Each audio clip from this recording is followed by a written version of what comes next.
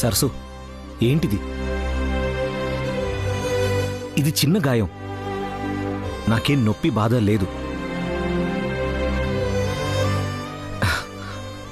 చూడు, 2 రోజుల్లో గుర్తు కూడా లేకుండా మాయమైపోతుంది. మొత్తం నయమైపోతుందేమో గాని నా వల్ల ఈ గాయమైందన్న నిజం జీవితాంతం బాధ పెడుతుంది బాబు. సరసు, నువ్వు ఆలోచించాల్సింది గాయం గురించి కాదు, తప్పిన గండం గురించి. నేను బతికున్నంతకాలం నా భార్యవి నువ్వు, ఈ ఊపిరి ఉన్నంతకాలం నా ప్రాణం నువ్వు. అలాంటిది నీ స్థానంలో వేరే వాళ్ళని ఉండనివ్వను, ఊహించుకోలేను. దాంతో పోల్చుకుంటే ఈ గాయం పెద్దదేం కాదు. నేను చేసిన పని తప్పే కాదు. తప్పు కాకపోవడం ఏంటి బాబు? నేను ఇంటికి దూరంగా వెళ్ళిపోతే వెతుక్కుంటూ ఎందుకు వచ్చారు? రానని చెప్పినా వినకుండా ఎందుకు తీసుకొచ్చారు? నా నాన్న నన్ను వదిలేకుండా గోదావరి సాక్షిగా ఎందుకు మాటిచ్చారు? అంటే ఏంటి సరసు? నువ్వేమైపోయినా, నీకేమైనా నేను పట్టించుకోకూడదంటున్నావా?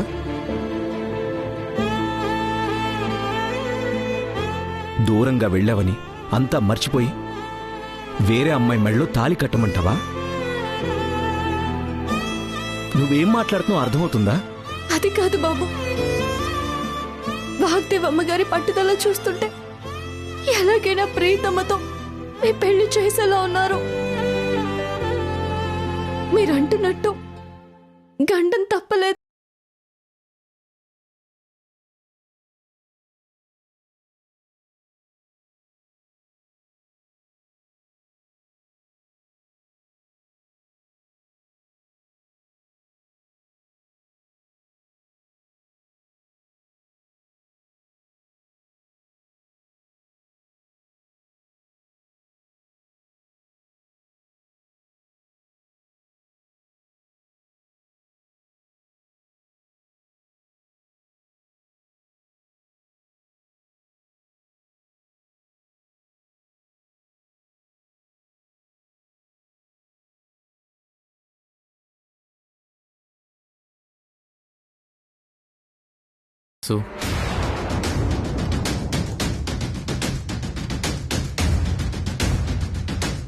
తాతయ్యకి అన్నీ తెలిసే వచ్చారు కాబట్టి ఆయనకు తెలిసిన నిజం ఏది చెప్పలేదు. చాలా థ్యాంక్స్ అన్నయ్య. నాకు కావాల్సింది మీ థ్యాంక్స్ కాదు రాహుల్, మీ ఇద్దరి హ్యాపీనెస్. ఎలాంటి సర్కమ్స్టాన్సెస్లో అయినా మమ్మల్ని అర్థం చేసుకునేది, ఆదుకునేది నువ్వు ఒక్కడివే. నువ్వు చేసిన హెల్ప్కి మేమిద్దరూ ఎన్ని థ్యాంక్స్లు చెప్పినా తప్పులేదు. నిజం చెప్పాలంటే ఈ థ్యాంక్స్ నాకు కాదు, తాతయ్యకి చెప్పాలి.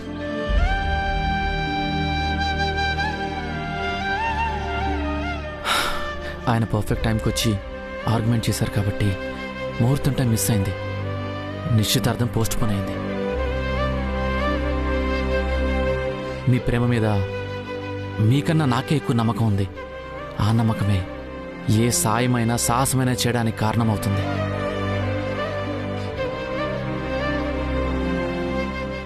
మ్యామ్కి నిజం తెలిసి మీ ఇద్దరిని నవ్వుతూ ఆశీర్వదించే రోజు త్వరలోనే వస్తుంది. మీరు ధైర్యంగా ఉండండి. True love never fails.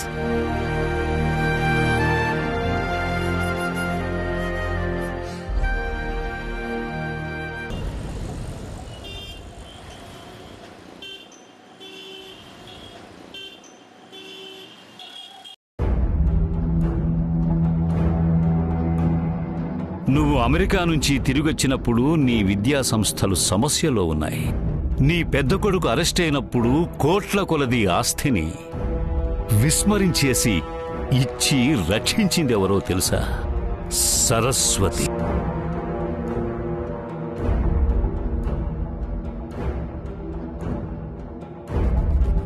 మీకోసం, మీ కుటుంబం పరువు కోసం 1000 కోట్ల ఆస్తిని 400 కోట్లకు క్షణం కూడా ఆలోచించకుండా అమ్మేసిందే డబ్బు మీద ఆశ లేని గొప్ప గుణం.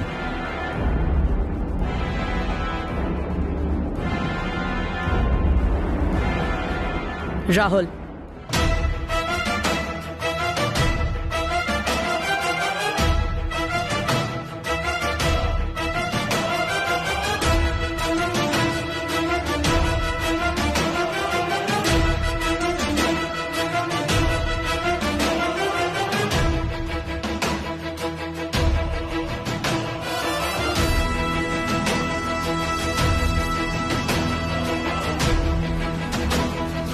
పెయిన్ తగ్గిందా? యా మేడం, ఇప్పుడు పర్వాలేదు. ఇన్ని రోజులు నా దగ్గర నిజం ఎందుకు దాచావు?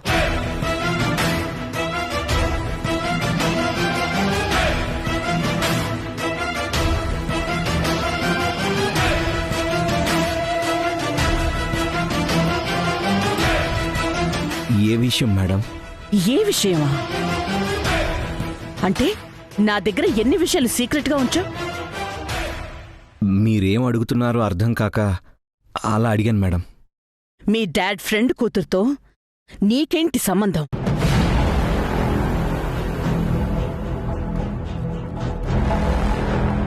ఏ పేరైతే తెలవడానికి కూడా ఇష్టపడనో, ఏ కుటుంబం గురించి తెలుసుకోవడానికి ఇంట్రెస్ట్ చూపించనో అలాంటి వాళ్ళు మళ్ళీ మన విషయంలో ఎందుకు ఇన్వాల్వ్ అయ్యారో?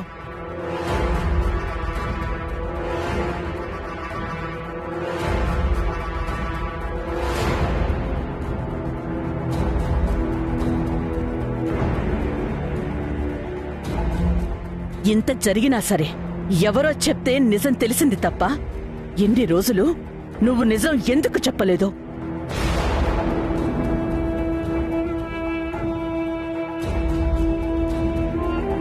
మన ఇన్స్టిట్యూషన్స్ ని ట్యాక్స్ ప్రాబ్లం నుంచి సేవ్ చేయడానికి డబ్బులు అరేంజ్ చేశానని చెప్తే ఫ్రెండ్ హెల్ప్ తీసుకున్నావేమో అనుకున్నాను. ఆ అమ్మాయి దగ్గర చెయ్యి చాచావనుకోలేదు. అంటే మేడం, అది తెలిసిన వాళ్ళందరి దగ్గర ట్రై చేశాను. అంత పెద్ద అమౌంట్ హెల్ప్ చేయడానికి ఎవరూ ముందుకు రాలేదు. అందుకే ఆ అమ్మాయి హెల్ప్ తీసుకోక తప్పలేదు మేడం. ఏంటి తప్పంది? నీకు తోచింది చేయడం కాదు. ఒక్క మాట నాతో చెప్పుంటే వేరే ఆల్టర్నేట్ చూసుండేదాన్ని.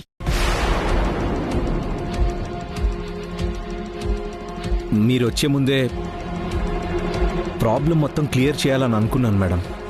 అందుకే నువ్వు ప్రాబ్లం క్లియర్ చేయలేదు. ఎన్నో ఏళ్లుగా ప్రశ్నగా ఉన్న సమస్యని డబుల్ చేశావు. Sorry madam. ఆ మూమెంట్లో నాకు వేరే ఏం చేయాలో తెలియలేదు.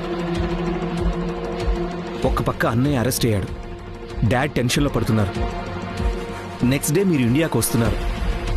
అందుకే వేరే దారి లేక ఇలా చేయాల్సి వచ్చింది. దారి లేక కాదు, వెతకడానికి నీకు కళ్ళు మూసుకుపోయాయని చెప్పు.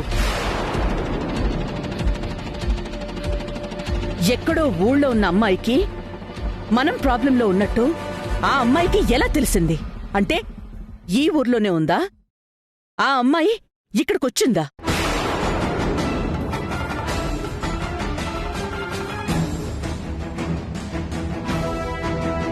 నా గురించి తెలిసి కూడా మనకి సాయం చేయాలన్న ఆలోచన ఎందుకొచ్చింది? అంటే ఆ అమ్మాయితో నువ్వు గాని మన ఇంట్లో వాళ్ళు గాని ఎవరైనా కాంటాక్ట్లో ఉన్నారా?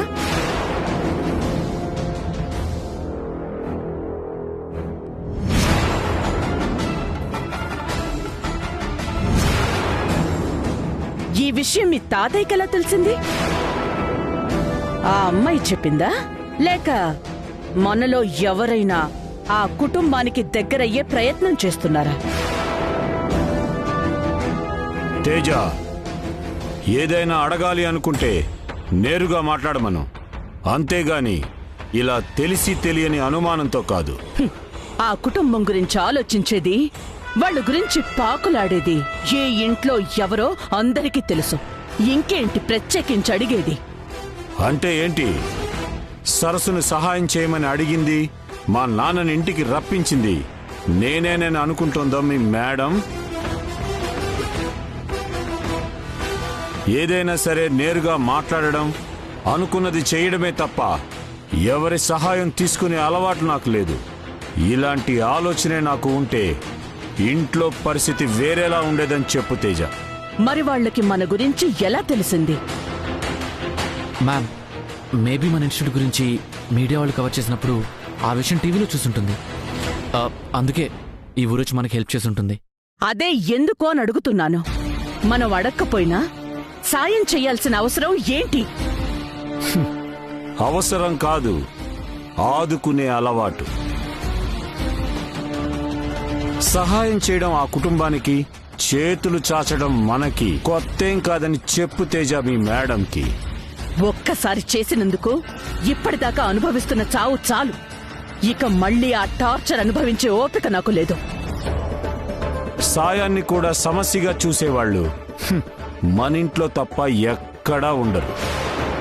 చేసిన సాయాన్ని పదే పదే గుర్తు చేసుకుని లేని బాధని ఫీల్ అయ్యేవాళ్ళు, రుణం గురించి లెక్చర్ ఇచ్చేవాళ్లు కూడా ఇక్కడే ఉంటున్నారని చెప్పు తేజ.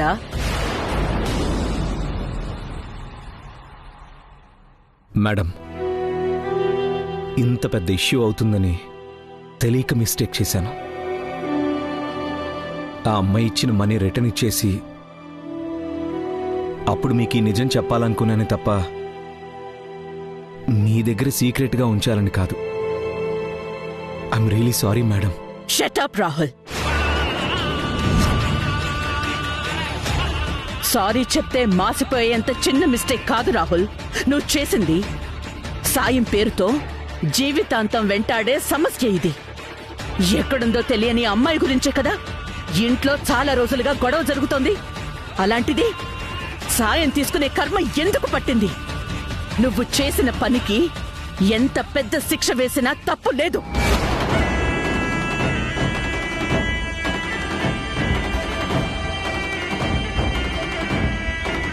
కానీ ఈ ఇంట్లో ఒకదాని తర్వాత ఒకటి జరుగుతున్న ఇష్యూస్ చాలు. ఇప్పుడు ఏ గొడవ జరిగినా అది నీ పెళ్లి మీద, నవ్య పెళ్లి మీద రిఫ్లెక్ట్ అవ్వడం నాకు ఇష్టం లేదు. అందుకే ఈ ఒక్కసారికి క్షమిస్తున్నాను.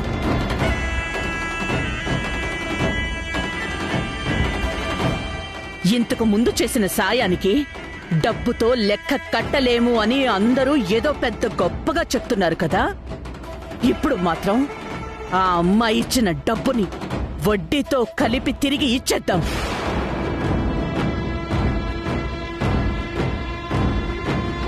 ఇంట్లోనే కాదు, బయట కూడా ఎవ్వరూ ఆ సాయం గురించి మాట్లాడుకోకుండా చేస్తాను. రాహుల్, ఇప్పుడు క్షమిస్తున్నాను కదా అని అడ్వాంటేజ్ తీసుకోవద్దు. This is my last warning.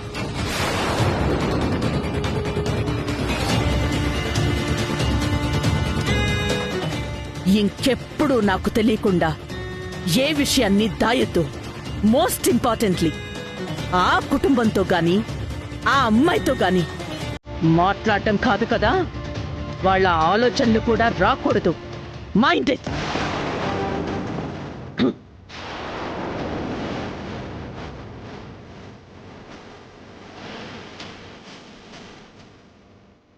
Thank God, ఇంత పెద్ద ఇష్యూని మేడం ఇంత సింపుల్గా ఎక్స్క్యూజ్ చేస్తారనుకోలేదు.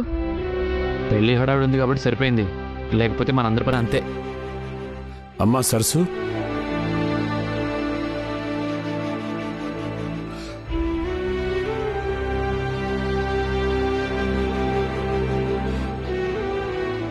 అమ్మా సరసు, ఆవిడన్న మాటలకి నేను క్షమాపణ చెప్తున్నానమ్మా. బాబుగారు, ఏంటిది? ఈ మాట వాడొద్దని ఎన్నిసార్లు చెప్పాను మీకు? మీ మనసు నాకు తెలుసు కాబట్టి ఆ మాటల్లో కోపం కనిపించిందే తప్ప తప్పుగా అనిపించలేదు. అది నీ గొప్పతనం తల్లి.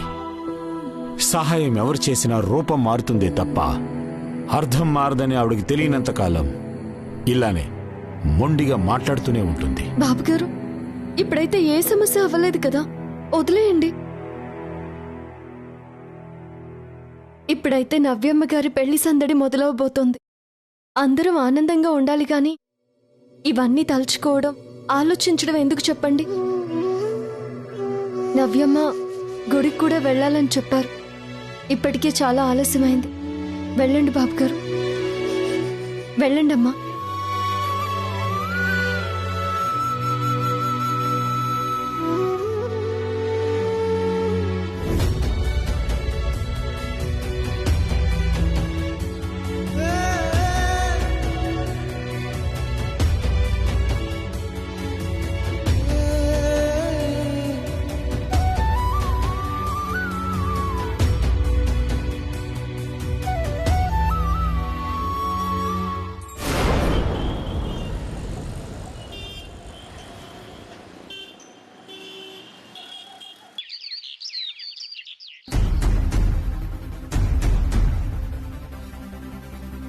చక్రి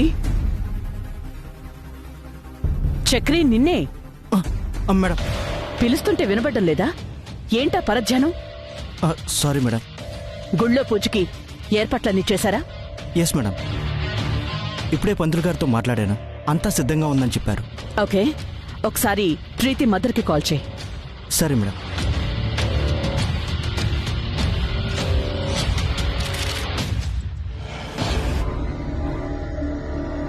సరస్వతి ఇంటి కోడలు కావాలి.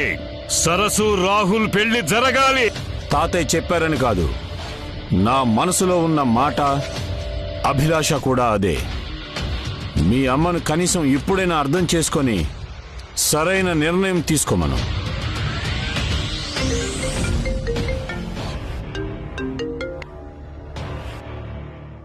హాయ్ వాగ్దేవి. మేమంతా 10 minutesలో టెంపుల్కి స్టార్ట్ అవుతున్నాం. మీరు కూడా ఆలస్యం చేయకుండా బయలుదేరండి.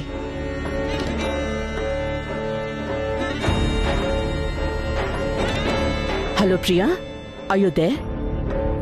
యా వాగ్దేవి. సరే, ఏమైంది Priya? Is everything all right? ఏం చెప్పాలో అర్థం కావట్లేదు వాగ్దేవి. ఈ కుండ మార్పిడి పెళ్లి గురించి అనుకున్న రోజు నుంచి చిన్నదో పెద్దదో ఏదో ఒక ప్రాబ్లం వస్తూనే ఉంది. అభి నవ్యల పెళ్లి ఇలా హడావిడిగా, ప్రీతి రాహుల్ పెళ్లి పోస్ట్ పోన్ చేయాల్సొచ్చింది. మళ్ళీ ఏ ప్రాబ్లం వస్తుందో, ఏ ఆటంకం ఎదురవుతుందోనని చిన్న భయం. ఏ ప్రాబ్లం ఉండకూడదని కదా ఈరోజు నవ్య అభిలతో దోష నివారణగా నవగ్రహ పూజ చేయిస్తున్నాం. అభికి ప్రాజెక్ట్ వర్క్ ఉండడం వల్లే వాళ్ళిద్దరి పెళ్లి ఇలా 2 daysలో ఫిక్స్ చేయాల్సొచ్చింది. రాహుల్ ప్రీతి ఇద్దరి జాతకాలు ముహూర్తాలు కుదరకపోవడం వల్లే పెళ్లిని పోస్ట్పోన్ చేస్తున్నాం. That's it. ఇందులో మనం ప్లాన్ చేసింది ఏమీ లేదు. అంతా శాస్త్రీయంగా పద్ధతిగా జరుగుతోంది. నా ఒక్కగానొక్క కూతురు, నా ప్రిన్సెస్ నవ్య పెళ్లి చాలా గ్రాండ్గా చెయ్యాలని ఎంతో ప్లాన్ చేశాను. కానీ ఇప్పుడు ఆ ఛాన్స్ లేదు. ఒక ఆడపిల్ల తల్లిగా ఈ పెళ్లి గురించి నీకన్నా ఎక్కువగా ఫీల్ అవుతున్నాను. బట్ అభి లాంటి మంచి అబ్బాయి అల్లుడు కాబోతున్నాడు అనే హ్యాపీనెస్ ముందు ఈ బాధ ఫీలింగ్ అంతా నథింగ్. అభి నవ్య పెళ్లిలో మిస్ అయిన హడావిడి హంగామా అంతా రాహుల్ ప్రీతి పెళ్లిలో డబుల్గా చేసుకుందాం. షూర్ వాగ్దేవి. అభి ప్రాజెక్ట్ పూర్తయిన వెంటనే ఇండియాకి తీసుకొచ్చి మన రిలేటివ్స్ ఫ్రెండ్స్ అందరినీ పిలిచి గ్రాండ్గా రిసెప్షన్ అరేంజ్ చేద్దాం. Yeah, that will be better. నువ్వు టెన్షన్ భయం లేకుండా రిలాక్స్డ్గా ఉండు. Everything will be fine.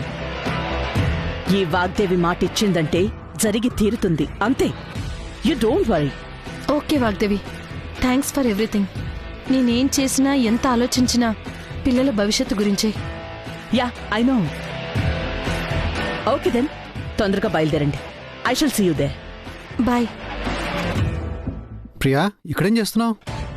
Vagdevi phone చేసిందండి, టెంపుల్కి తొందరగా రమ్మంటున్నారు. ఓకే, పద వెళ్దాం. అందరినీ తొందరగా రెడీ అయ్యి రమ్మను. మనం బయలుదేరదాం. Okay madam.